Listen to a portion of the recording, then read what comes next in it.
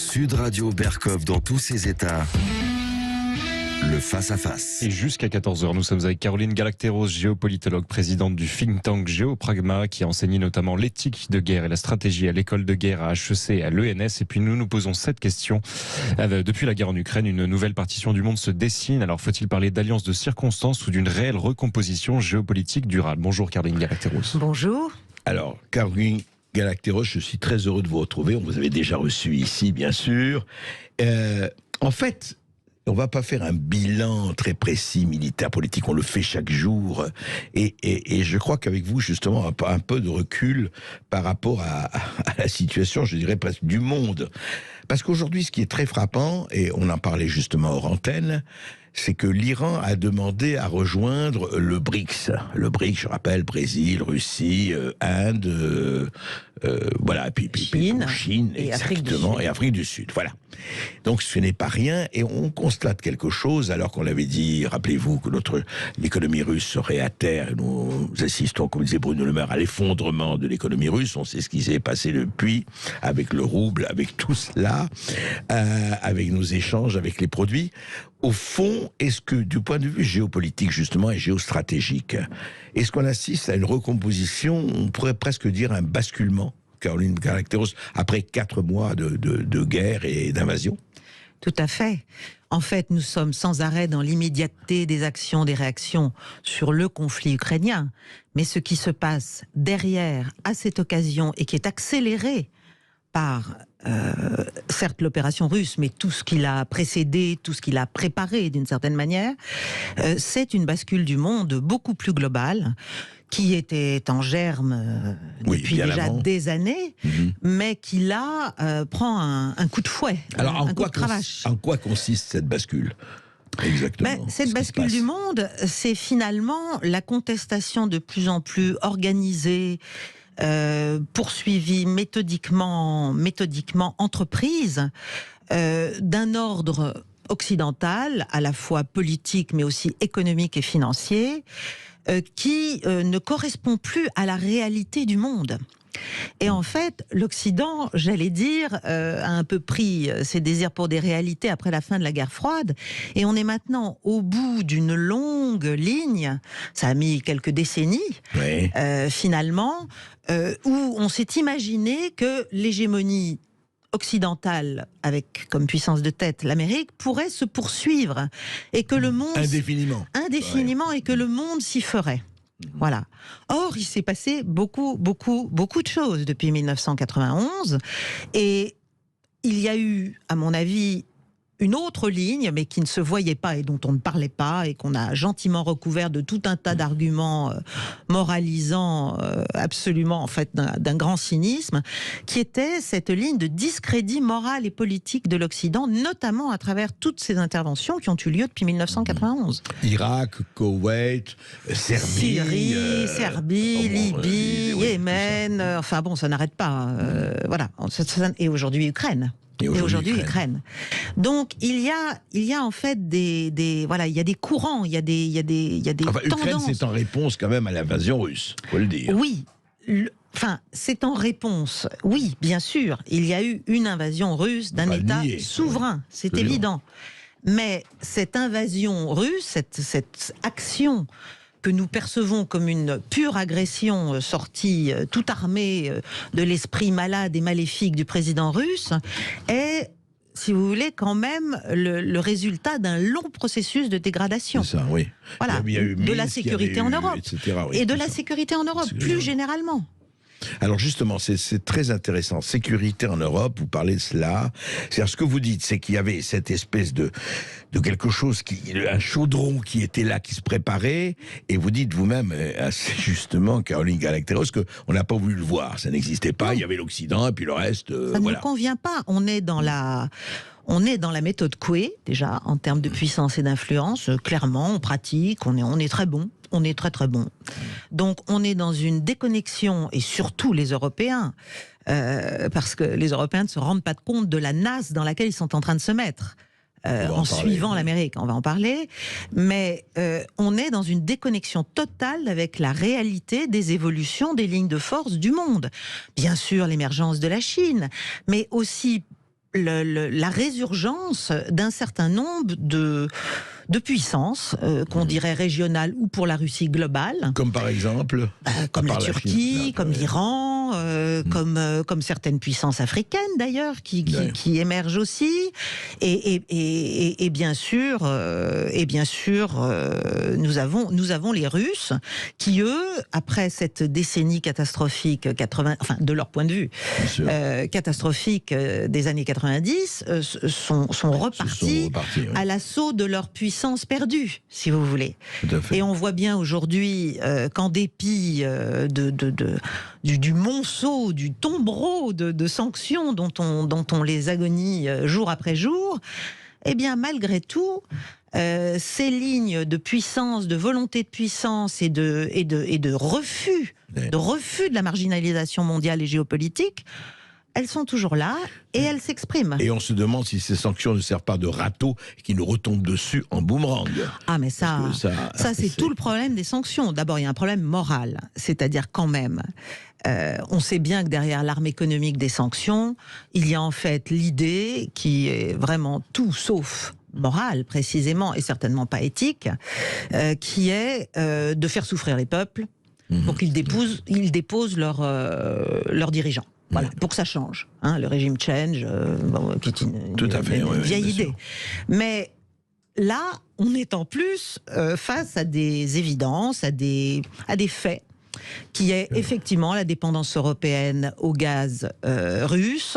Mais alors, si on s'imagine, on va en parler. Aux matières premières, à plein de choses, pour le transport, pour beaucoup de choses, à l'agriculture. Bon, donc on va parler de tout ça, mais ce qu'il faut comprendre, c'est qu'il ne faudrait pas que les Européens s'imaginent qu'ils vont conquérir une forme de puissance, d'influence ou de liberté en faisant ce qu'ils sont en train de faire sur ordre, quasiment. On va en parler tout de suite après les informations, longuement avec Caroline Galacteros. Est-ce que l'Europe se tire une balle dans le pied, dans la tête ou dans le ventre ? À choisir. Et Caroline Galacteros, c'est notre dernière invitée de la saison, donc appelez-nous au 0826 300 300. Ici Sud Radio. Les Français parlent au français. Je n'aime pas la blanquette de veau. Je n'aime pas la blanquette de veau. Sud Radio Berkov dans tous ses états. Et heureusement, je ne suis pas le seul. Caroline Galacteros, géopolitologue, présidente de think tank Géopragma. Alors on a commencé à parler effectivement de ce qui se passe, de cette espèce de basculement du monde avec tous ceux qui veulent rentrer dans le BRICS. Vous savez, le BRICS, Brésil, Russie, Inde, Chine, Afrique du Sud. Eh ben, le club s'agrandit en ce moment. L'Iran, l'Arabie Saoudite, l'Argentine, l'Indonésie. Alors, ils veulent s'opposer au bloc du G7. On a commencé à en parler avec Caroline Galacteros. Mais alors, parlons un peu de l'Europe, de ces chers princes qui nous gouvernent, de ces intelligences absolument dignes de tous les prix Nobel. Alors, bilan de la présidence française de l'UE, dit par d'ailleurs un tweetos, je le cite, c'est amusant, c'est que l'économie russe et le rouble au plus haut, l'Europe rachète à l'Inde du pétrole russe beaucoup plus cher, importe du gaz de schiste US, relance d'ailleurs les centrales à charbon, c'est intéressant, au nom de l'écologie évidemment triomphante, l'économie s'effondre, l'inflation ruine ménages et entreprises. Mais quel succès, Caroline Galacteros, ça marche très bien. Ah non, mais c'est fabuleux. Non, mais là, c'est de main de maître. C'est géré de main de maître. Non, c'est vraiment... C'est triste, en fait. C'est terriblement... Pour moi, c'est extrêmement douloureux, à vrai dire, d'observer la manière dont on a compris, puis géré ce qui est en train de se passer. Et je pense qu'en fait, l'Europe est en pleine dissonance cognitive, si vous voulez. Expliquez. En quoi c'est-à-dire qu'elle se perçoit comme rassemblée derrière une bannière étoilée, mais dont elle ne parle pas trop. Elle pense à ses étoiles à elle, aux étoiles du drapeau européen. Mais enfin, elle se pense réunie, sûre, ferme, vraiment cohérente face à la Russie. Volontaire et déterminée. Voilà, et vraiment, il y a eu un accélérateur de puissance de la crise ukrainienne sur l'Europe, c'est évident, mais là aussi, on est en pleine méthode Coué, parce que pendant ce temps, donc elle a cette réalité, et on peut parier que, d'une certaine façon, les dirigeants européens y croient, au moins partiellement. Mais en même temps, le réel, vous avez fait un bilan rapide et sans appel, le réel, eh bien, c'est que l'Europe, elle est en pleine déliquescence. Non seulement elle est en train de s'enfermer dans un piège d'une dépendance qui sera, à mon avis, bien plus redoutable que la dépendance au gaz russe, qui est la dépendance énergétique vis-à-vis des États-Unis. Ça va se faire sur quelques années, mais là, la bascule s'est opérée aussi. Ah oui, complètement, oui. Mais oui. Parce que vous avez eu le pétrole, les pétroles du Golfe, là, ils ont dit, nous, on n'ose pas la production, rien c'est bon, du tout, là, quoi. non, voilà, ils font attention. Ils ont compris aussi, d'ailleurs, que leur valeur ajoutée stratégique aux yeux des États-Unis avait changé, avait bougé, qu'en conséquence, ils doivent aussi revoir leurs intérêts de manière un peu plus équilibrée. Je pense à l'Arabie Saoudite vis-à-vis de Moscou, mais pas seulement. Et donc, il y a cette dissonance, c'est-à-dire on vit dans un c'est une monde... schizophrénie, c'est quoi? Ils ne voient pas le réel, ils voient pas le réel. C'est une schizophrénie qui naît d'un refus de s'attaquer au problème. Parce qu'il faudrait s'attaquer au problème. C'est quoi le problème? Alors, déjà, il y a un problème d'équilibre stratégique en Europe. Il faut absolument le restructurer, le refonder. Il a été méthodiquement détruit à l'initiative américaine depuis la fin de la guerre froide. Il nous reste aujourd'hui que le New Start. Tous les autres accords ont été coupés en morceaux. Il faut absolument que l'Europe ne s'imagine pas que sa vassalisation stratégique vis-à-vis des États-Unis va lui garantir une sécurité et un équilibre durable. Le parapluie n'est pas garanti, quoi. Ouais. Mais non, parce que l'OTAN est à l'attaque, l'OTAN est offensive. Là, on le voit bien, et on le voit même en Ukraine, puisqu'on sait très bien que depuis au moins 2015, il y avait des installations, des activités, du Conseil, des fournitures. Tout ça n'est pas sorti d'un chapeau le 24 février dernier. C'est clair. Bon. Donc, il y a une avancée ininterrompue de l'OTAN depuis la fin de la guerre froide. On peut toujours expliquer que ça n'est dirigé contre personne, c'est comme le bouclier antimissile, il paraît que c'était contre l'Iran, enfin quand même, quand vous êtes russe, vous posez 2-3 questions. On peut continuer à nier les évidences, mais l'évidence, c'est que plus l'OTAN, qui n'a jamais été entre nous en état de mort cérébrale, ça c'est encore un rêve, ça c'est encore le Macron c'est un truc. Non, la France est en état de mort cérébrale, comme je dis toujours. Nous on est en mort cérébrale stratégique. Oui, on peut dire ça aujourd'hui. Ah oui, mort cérébrale stratégique aujourd'hui. On est quand même, on ne comprend plus rien à ce qui se passe et on s'imagine qu'on agit alors qu'en fait on s'agite, c'est tout. On s'agite, on vibrionne, et on le met en scène. On parle à Poutine et on donne ça à la télé. Voilà, enfin, je veux dire, on est à des années-lumière de la gravité des enjeux, de l'importance de nos atouts résiduels de puissance et d'influence, mais évidemment, pour pouvoir les activer, les potentialiser, il faut du courage, il faut oser faire un pas de côté, il faut oser ne pas être d'accord en permanence avec tout ce qu'on nous balance comme consigne, il faut une posture et une action concrète qui va très au-delà de la téléphonie aiguë, quoi, si vous voulez. C'est pas à la hauteur du problème. Est-ce que c'est général, vous voulez dire pratiquement, vous englobez à des degrés divers tous les dirigeants européens dans cette espèce de cécité organisée? Alors, il y a tous ceux qui sont déjà sous contrôle OTAN lourd, et depuis longtemps. Et qui en fait n'ont plus tellement le choix. Nous, on l'avait jusqu'en 2009, puisqu'on s'était retiré du commandement militaire, on n'avait plus de base américaine. Si vous prenez les Italiens, si vous prenez les Allemands, c'est un peu plus compliqué. Les Allemands tirent remarquablement leur épingle du jeu, et ça aussi, c'est une bascule géostratégique interne à l'Europe, qui est en train de se consolider et d'apparaître de plus en plus clairement avec le nouveau chancelier.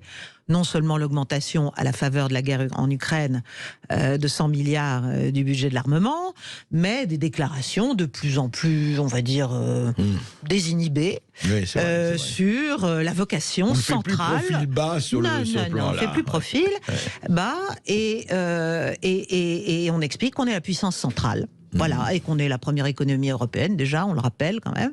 Et que donc, en conséquence, il va falloir trouver une cohérence stratégique avec cette domination économique. Ce qui, jusqu'à la réunification, était un tabou. Il y avait un partage des tâches. La France dominait politiquement et l'Allemagne se refaisait une santé économique.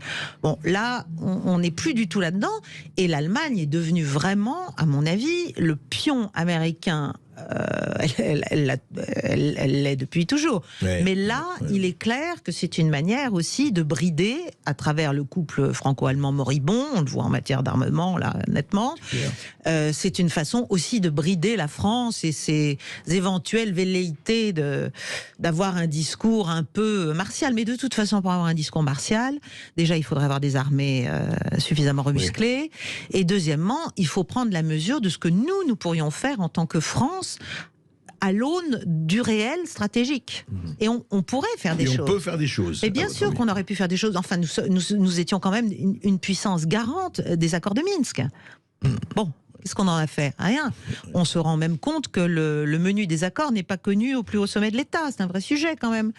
Donc voilà, je parle d'un documentaire récent qui, moi, m'a traumatisé, c'est le terme, et qui, à mon avis, est extrêmement contre-productif. Voilà, c'est que même, moins qu'on puisse dire. Voilà, c'est même quand on veut faire de la com au lieu de faire de la politique, là, c'est pas bon. Là, mais alors, on se trompe de cible. Caroline Galacteros, quel serait aujourd'hui, compte tenu, on peut toujours rêver, mais quels seraient aujourd'hui les atouts de la France? Vous seriez, vous, justement, vous et quelques autres, au gouvernail, je dirais, aux commandes, qu'est-ce qui pourrait encore être fait compte tenu de ce qui se passe en Europe et de la division et du basculement mondial aujourd'hui? Quelle est la marge de manœuvre de la France de ce point de vue-là? Déjà, concrètement, sur le cas ukrainien, il y a des choses à faire.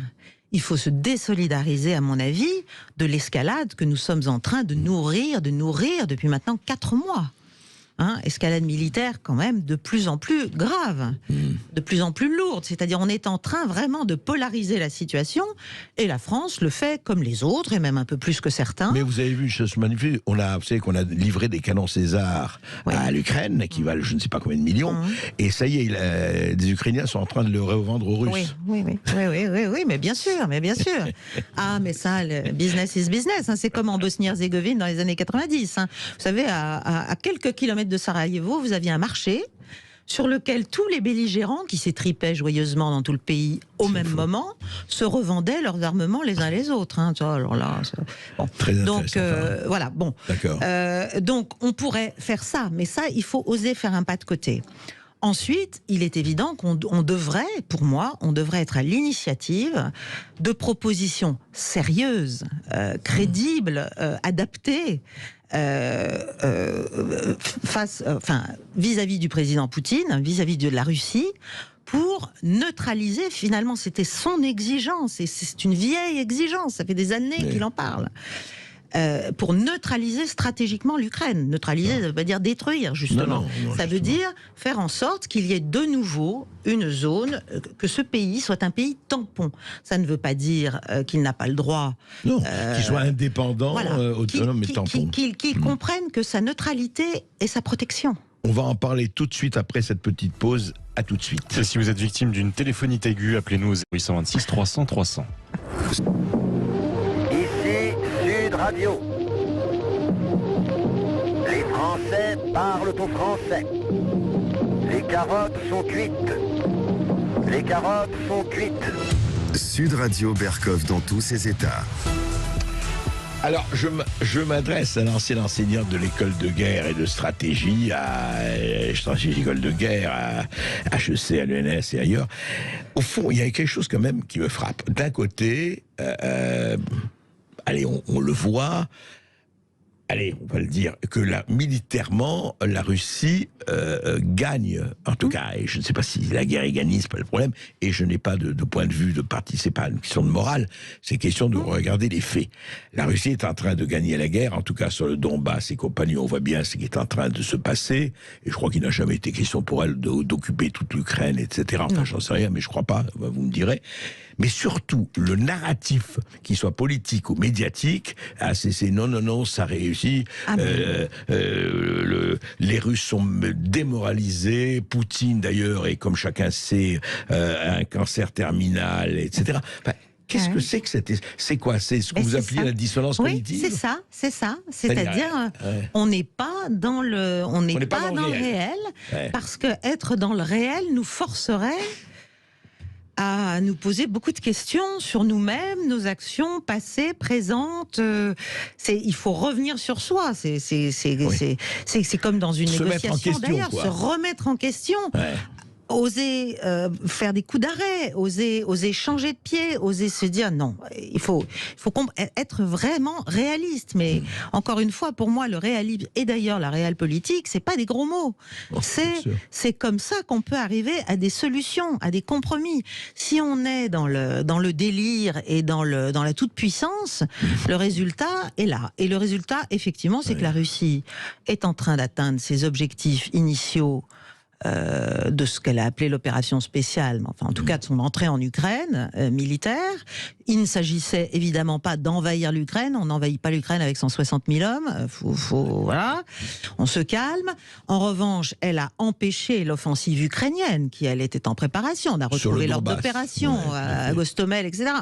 Bon, sur le Donbass, donc elle a entre guillemets préempté le problème, et puis après, elle a eu des options tactiques qui étaient justement pas de bombarder, de faire du tapis de bombes, etc. Qui étaient assez... on va me dire encore que je dis des insanités, mais enfin... qui était assez intelligente, assez progressive pour faire pression sans taper les populations civiles, car pour elle, l'Ukraine, c'est la Russie. L'Ukraine, c'est une partie de la Russie. Historiquement, c'est son berceau. Ça, c'est la grande discussion. Oui, mais c'est un vrai sujet. Non, mais après qu'il y ait une indépendance formelle, un jour, un moment, c'est comme la Crimée, c'est comme beaucoup de choses. Bon, alors maintenant... Le problème, c'est que si on continue dans l'escalade, les Russes, ils sont en train aussi d'envisager différemment leur but de guerre. Et de les étendre éventuellement, parce que je ne sais pas si vous avez remarqué, mais on est en train de refaire avec la Moldavie ce qu'on a fait avec l'Ukraine. C'est-à-dire, on est en train d'expliquer qu'il y a des menaces sur la Moldavie, ce qui nous permet, nous, déjà depuis pas mal de temps, d'amasser des armements, d'amasser des forces, de mettre tout un tas de mettre en place les moyens d'une éventuelle offensive sur la Transnistrie, qui forcément déclenchera la réaction de Moscou.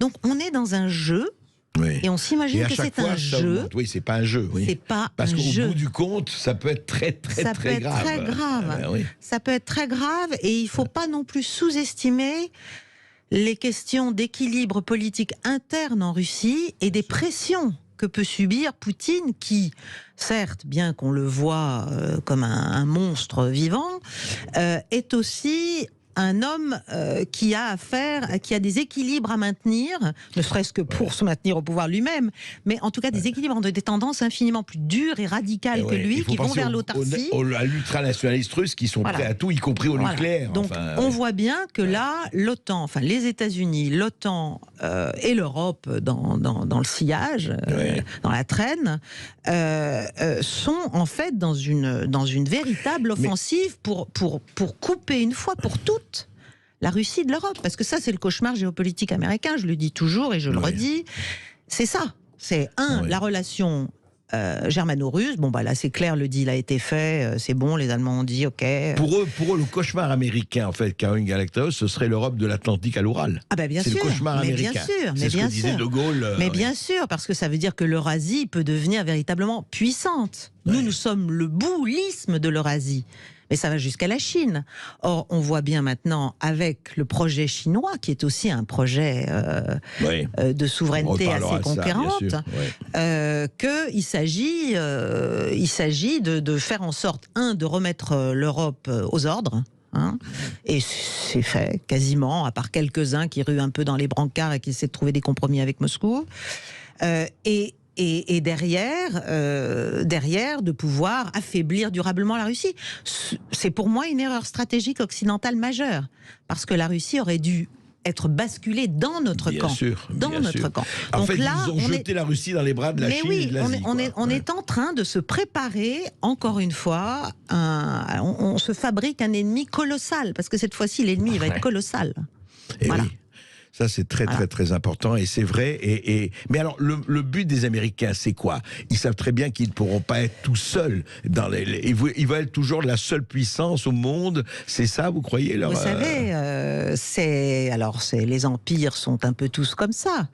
Ils ont tous cette idée. Mais aux États-Unis, l'idée de l'invulnérabilité, surtout l'idée de l'hégémonie incontestable et qui ne doit pas être contestée, elle est très largement transpartisane, elle infuse partout, elle nourrit toute l'économie américaine. Toute l'économie américaine. S'il n'y a plus de guerre, s'il n'y a plus d'ennemis, s'il y a plus de...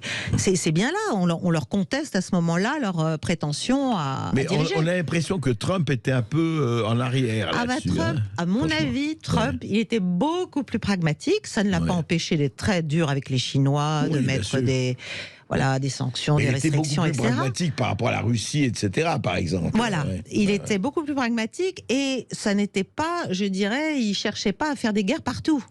Voilà. Mais il faut savoir que le courant néoconservateur, c'est un courant quand même au départ qui prend ses racines du côté démocrate, pas du côté républicain. Oui, c'est vrai. Voilà, donc après ça a essaimé, ça infuse et il y en a partout. Y compris chez nous d'ailleurs, mais au départ c'est plus les démocrates que les républicains. En tout cas, c'est absolument fascinant ce qui se passe et vous l'analysez très bien. Je crois que effectivement nous sommes au début d'un processus énorme, planétaire, mais dans lequel, allez, il faut le dire, j'ai l'impression que l'Europe joue les dindons de la farce pour le moment. Et c'est assez préoccupant. On en parle avec les auditeurs de Sud Radio qui pourront poser leurs questions à Caroline Galacteros. Et pour ce faire, il faut nous appeler au 0826 300 300. Il vous reste une demi-heure. Ici Sud Radio. Les Français parlent au français. Je n'aime pas la blanquette de veau. Je n'aime pas la blanquette de veau. Sud Radio Berkov dans tous ses états. Et des sujets bien plus importants que la blanquette de veau. Et nous sommes avec Olivier qui nous appelle du Val-de-Marne. Bonjour Olivier. Oui, bonjour André, bonjour Madame Galacteros. Bonjour Olivier.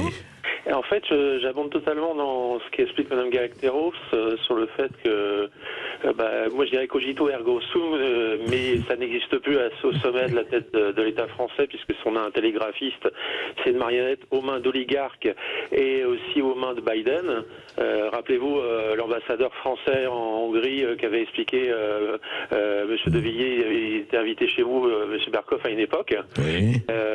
C'est gravissime qu'il obéit à un oligarque pour dégager un ambassadeur.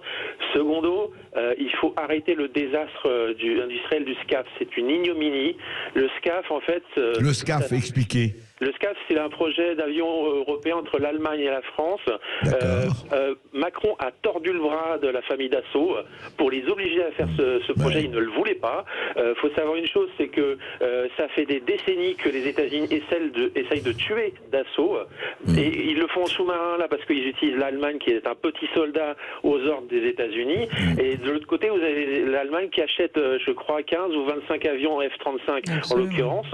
Et ils sont en train...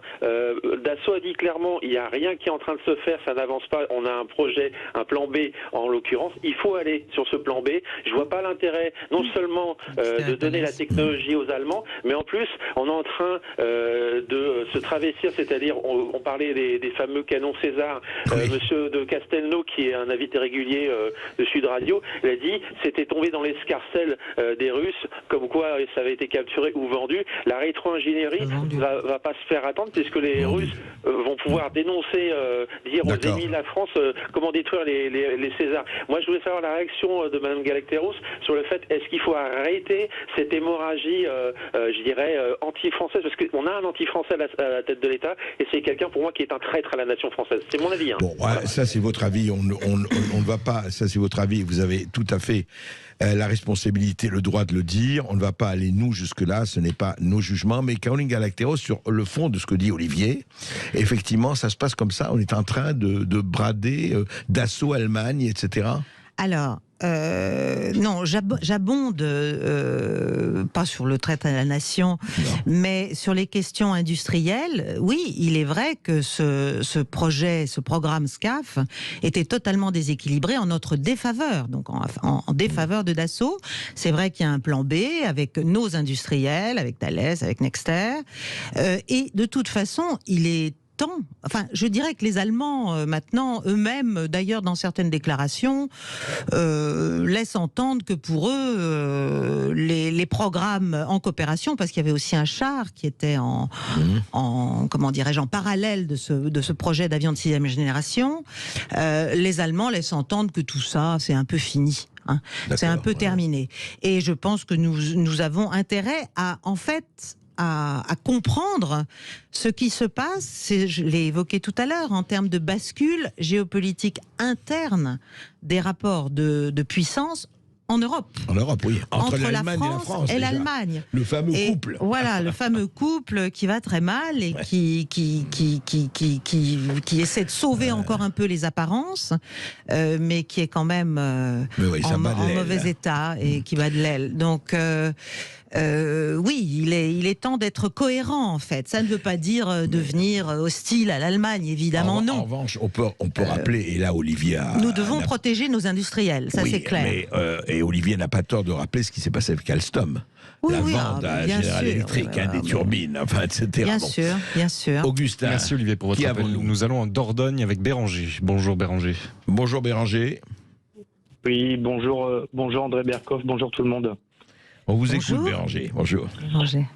Bah, écoutez, alors moi je suis extrêmement surpris depuis le début de cette crise, donc depuis environ 4 mois, de voir à quel point les Français ont perdu la mémoire. Mais c'est normal dans un peuple de consuméristes qui vit au jour le jour sous le joug des chaînes de télé d'infos continues, on n'a plus aucune mémoire. Je rappelle que la Russie, enfin l'URSS à l'époque, a perdu 20 millions de personnes au moment de la Seconde Guerre mondiale. D'accord ?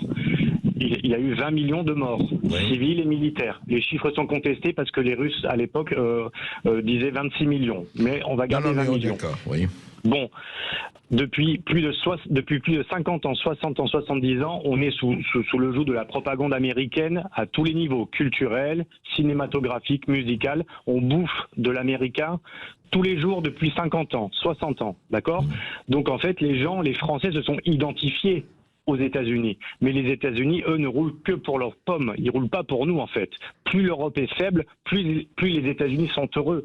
Les États-Unis, c'est le pays qui a le plus provoqué de guerre depuis la Deuxième Guerre mondiale. Ils ont été en guerre sur tous les continents. En Afrique, en Asie, en Amérique du Sud, ils ont fait la guerre absolument partout. Moi, des alliés comme ça, j'aimerais bien que les Français réfléchissent 2 minutes et puis qu'ils se disent, est-ce que vraiment, entre Vladimir Poutine et les Américains qui nous embarquent dans leurs folles histoires, attention, vers qui on doit plutôt se diriger? Oui, c'est vrai, sans oublier quand même, Olivier, que les Américains sont aussi venus en 1944 et on n'était pas mécontents qu'ils soient venus. Hein. Si les Américains n'étaient pas là, nous serions tous en Germanie. Excusez-moi, non, pas du tout. Vous savez que le général de Gaulle n'a jamais fêté le débarquement de Normandie. C'est autre chose. Mais enfin, écoutez, ils sont venus, ils pouvaient ne pas venir. C'est pas autre chose. Non, c'est pas autre chose, puisque le général de Gaulle aurait dû fêter le débarquement des Américains en Normandie. Oui, je sais, mais enfin, si le général de Gaulle, excusez-moi, était à Londres à ce moment-là, on va pas entamer la discussion, mais vous ne pouvez pas nier. Non, mais attendez, ne soyons pas manichéens, Olivier. Vous ne pouvez pas nier que les Américains ont joué un rôle dans la libération de l'Europe, c'est tout. Je ne nie pas les soviétiques, vous ne pouvez pas nier les Américains. C'est-à-dire, on n'entrait pas dans un manichéisme, dans un autre manichéisme. Je ne le nie pas, André, cher André. Je ne le nie absolument pas. Par contre, ce qui est nié, c'est que les Russes ont joué un rôle capital sur le front de l'Est pour lutter contre les nazis.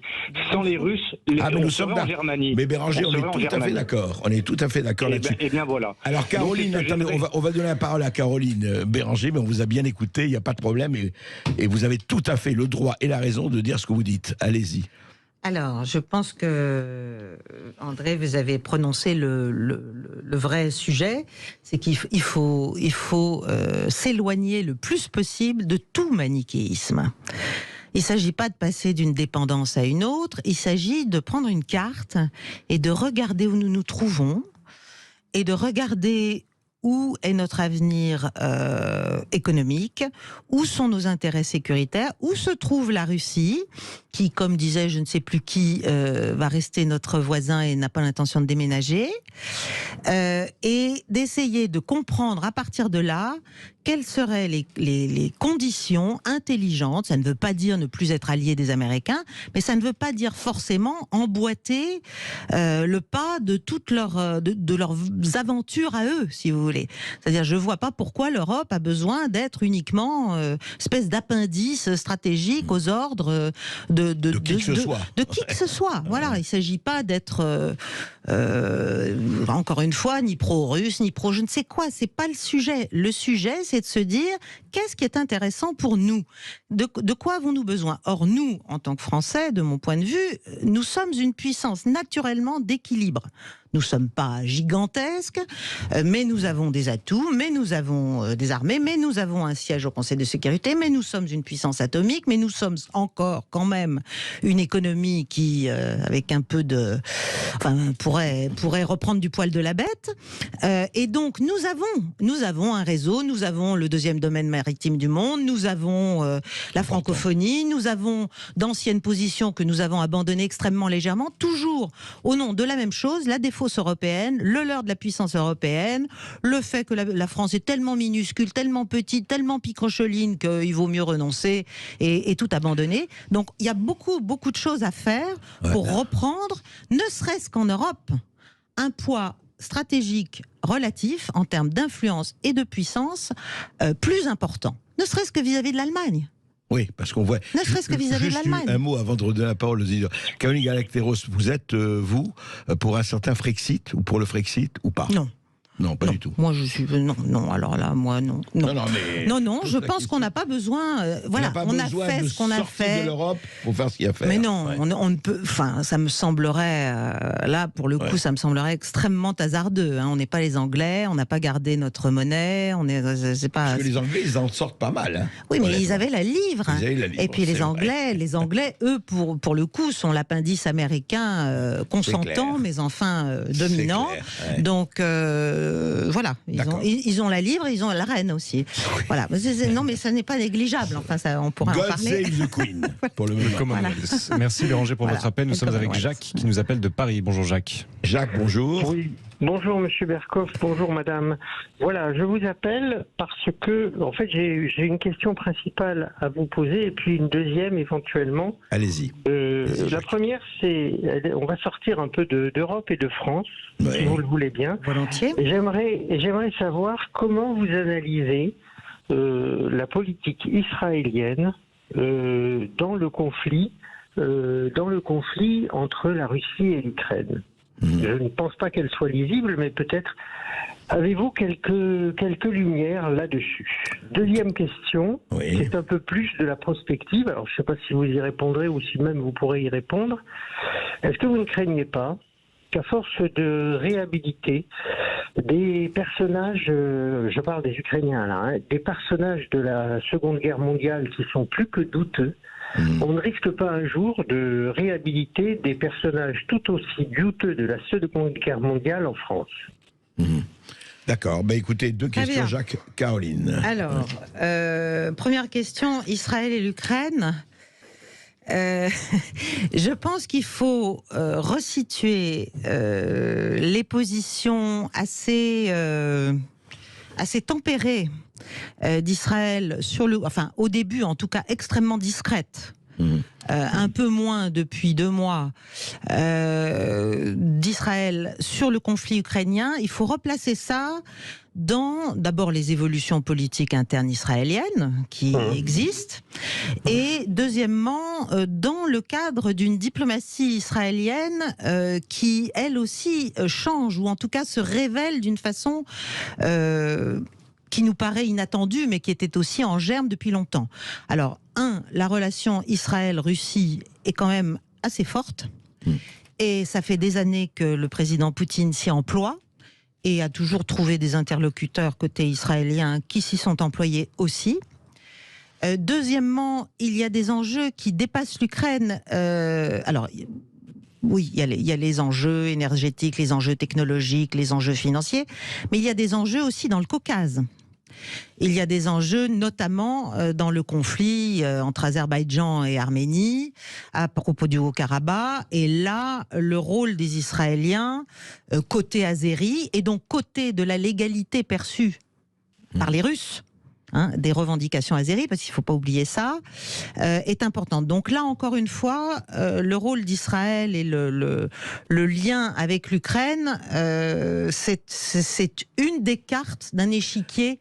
Il y a eu d'ailleurs, Caroline, une tentative. On a parlé de la médiation israélienne entre l'Ukraine et la Russie, comme mais les ça a Turcs, été abandonné. Enfin, mais comme les Turcs, vous savez, il y a beaucoup de canaux qui sont ouverts et qui peuvent d'ailleurs être importants et intéressants à un moment donné. La réalité, c'est qu'il va falloir surtout à un moment donné qu'on tienne compte, qu'on parte du réel. C'est souvent comme ça qu'une négociation un peu sérieuse peut s'engager. C'est quand chaque partie a compris, et il faudrait aussi que les Ukrainiens le comprennent par rapport aux Américains, c'est que pour l'instant, effectivement, ils vont se battre jusqu'au dernier Ukrainien et on les aide.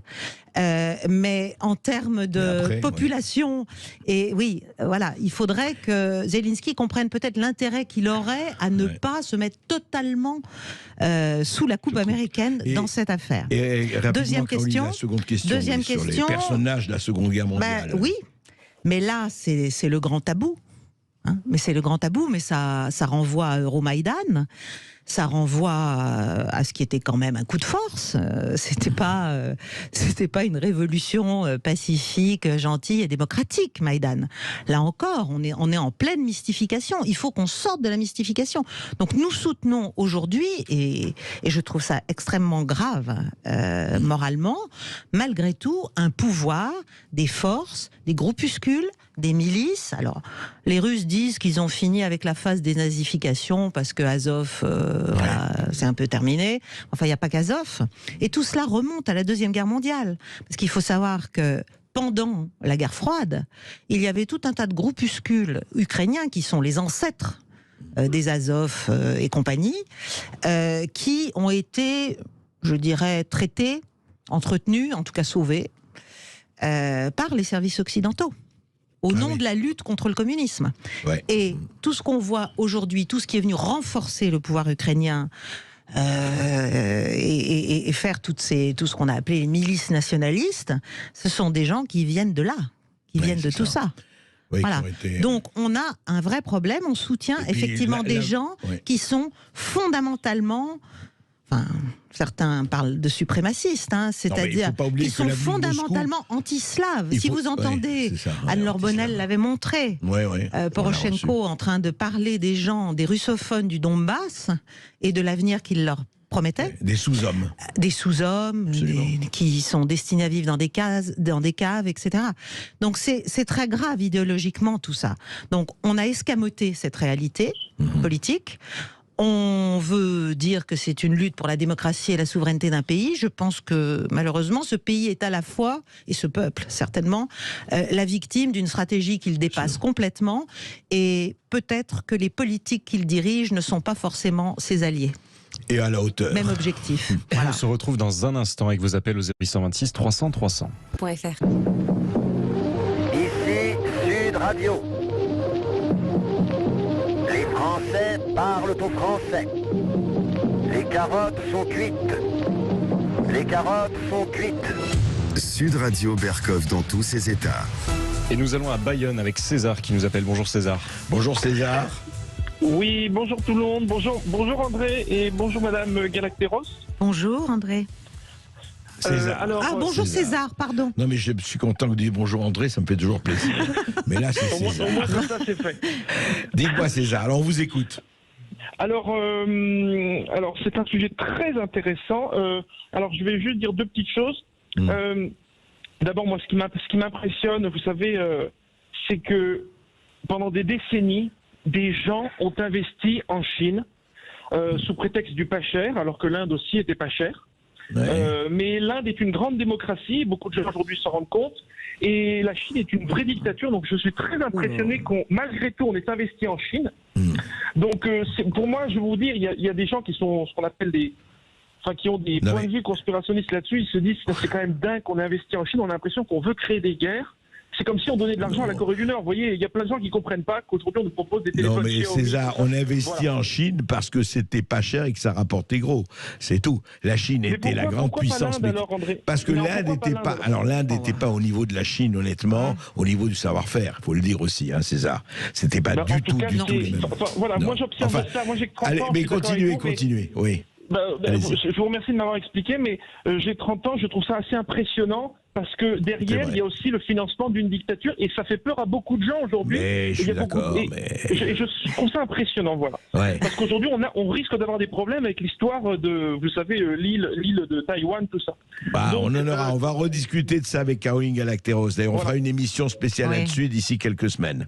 Voilà. Dites-moi. Donc, la deuxième chose, c'est mon interrogation à Caroline Galacteros. Oui. Je réfléchis depuis cette histoire avec l'Ukraine. Comment est-ce qu'on pourrait avoir enfin, vous savez, André, la paix dans le monde? Comment est-ce qu'on pourrait avoir nos pays vivre bien, entre guillemets, de manière plus modérée économiquement, mais aussi comment on va enfin réaliser la paix et l'amour du prochain ensemble? Parce que, je vais vous dire, Alexandre Juvin-Brunet, la dernière fois, il était passé sur Sud Radio avec vous, il avait dit cette phrase magnifique, les Russes sont des joueurs d'échecs. Et moi depuis qu'il y a eu cette guerre en Ukraine, je me suis remis à faire des échecs, parce que ça me faisait penser à Vladimir Poutine, parce que je me suis dit, putain, c'est quand même intéressant les jeux d'échecs et tout, et beaucoup de gens adorent les Russes. Donc je ne comprends pas comment nos dirigeants, on a l'impression qu'ils veulent faire des sanctions, tout ça. La plupart des gens aiment les Russes. Vladimir Poutine est 1000 fois plus intéressant que Staline ou des gens comme ça, même si ce n'est pas un grand démocrate, il est intéressant. Je suis impressionné qu'on ne veuille pas enfin réaliser la paix. Et je voudrais savoir à Caroline, comment est-ce qu'on peut mettre la paix? Est-ce qu'il faut faire un OTAN universel? Un OTAN universel, c'est où tous les pays deviennent alliés, un truc comme ça. Qu'est-ce qu'elle en pense? Quelles sont les solutions pour la paix dans le monde? C'est ça ma question. César, c'est un très beau souhait si tous les gars du monde voulaient se donner la main. Maintenant, c'est compliqué. Hein. Caroline Galacteros. Alors, mais merci César. Vous êtes, c'est rafraîchissant. Vous êtes idéaliste. Et c'est bien d'ailleurs. Polémos, la guerre, c'est le principe malheureusement qui est un peu au fondement de l'humanité souffrante et rarement très vivante d'ailleurs, enfin qui ne fait qu'exister et peut vivre sur cette terre. Donc la paix universelle, certains en ont eu l'envie. Il y a au moins déjà Kant qui a écrit. Et puis après, le début du XXe siècle, la SDN. Enfin, on a eu des rêves assez merveilleux. Wilson.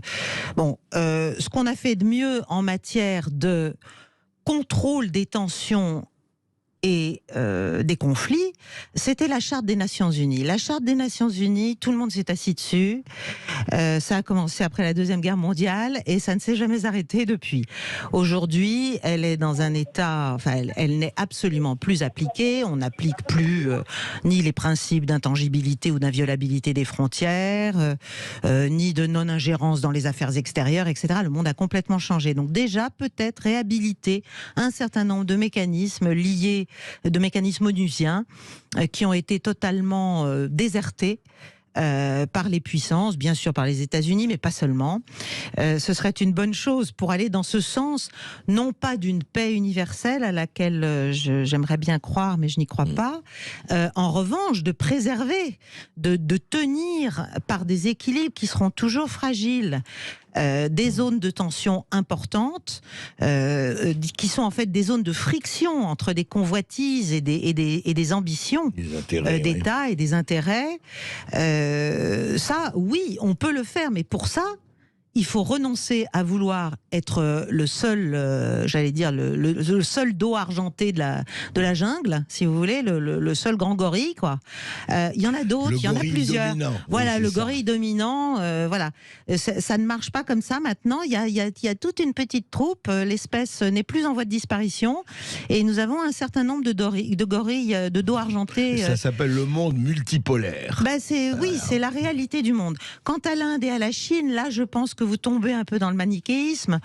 Je ne suis pas sûre qu'on puisse parler de l'Inde comme d'une grande démocratie. C'est un peu si vous me pardonnez l'expression, c'est un peu un marronnier. L'Inde, certes, a des mécanismes démocratiques, mais enfin, elle a des systèmes de caste qui sont encore extrêmement prégnants et qui n'ont pas grand-chose à voir avec la démocratie. Et deuxièmement, le pouvoir indien actuels, mais aussi les précédents, ont des modes de fonctionnement qui ne sont pas particulièrement inspirés par un grand souci démocratique. Voilà. Merci César pour votre Là appel. encore, un peu de nuance. Augustin. Et on va tout de suite dans les Yvelines avec Aline. Bonjour Aline. Bonjour Aline. Bonjour Monsieur Bercoff, bonjour à toute l'équipe. Merci à votre invité pour son éclairage militaire. Ça fait toujours du bien. Moi, je suis très inquiète du silence des Français. Des Français et des autres peuples. J'ai l'impression que tous nos dirigeants européens arrivent même à convaincre les dirigeants suédois et finlandais que la Russie a des vues sur leur territoire et veut les mettre en guerre. Et donc je voudrais savoir s'il y a un moyen, étant donné qu'on ne peut plus faire de manifestations sans se faire huer par la police ou se faire taire. Oui, huer et sans aller plus loin, oui, je crois. Oui. Quand on vote, on voit qu'il y a plus de la moitié des gens qui ne votent pas. Alors on ne sait pas exactement pourquoi ils ne votent pas. Est-ce qu'ils sont déçus de la politique? Est-ce que c'est pour montrer qu'ils sont contre le gouvernement? On a un nouveau gouvernement, ça ne change rien à l'ancien. Donc, est-ce qu'on pourrait savoir comment on pourrait faire pour réunir tous ceux qui sont non pas victimes de la propagande ukrainienne, il faut soutenir l'Ukraine. Moi, depuis le 24 février, je suis dans le doute parce que depuis le début, je me suis dit, oh là là, ça sent la propagande à planer. Donc, j'ai écouté vos émissions régulièrement. Je me suis fait mon opinion aussi en allant sur différents sites. Ça m'a beaucoup appris. Mais j'ai l'impression qu'il y a beaucoup de citoyens qui ne s'intéressent pas et qui suivent Aline, tout simplement. J'ai bien compris et on va en parler, on va finir avec Caroline Galacteros là-dessus. Vous parlez effectivement, et vous avez tout à fait raison, du silence des citoyens, ou silence d'abstention, ou silence. Est-ce que c'est la propagande? Est-ce que c'est quoi, Caroline Galacteros? Quand même, sur l'Ukraine, on a assisté à un niveau que je n'avais jamais vu, à une hystérie informationnelle. Enfin, c'est inédit. Cette espèce de grégarisme voilà, on a eu on a eu un narratif unique. Unique, ouais. Et celui qui osait prétendre apporter éventuellement un éclairage, une profondeur, une remise en perspective, quoi que ce soit, était immédiatement, moralement, diabolisé, ostracisé, marginalisé.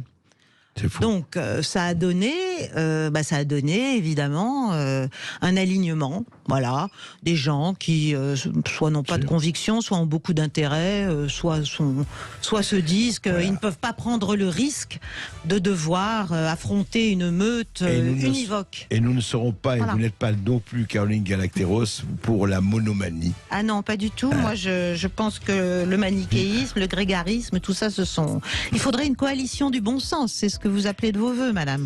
Voilà. Et c'est ce que nous appelons aussi de nos voeux. Merci.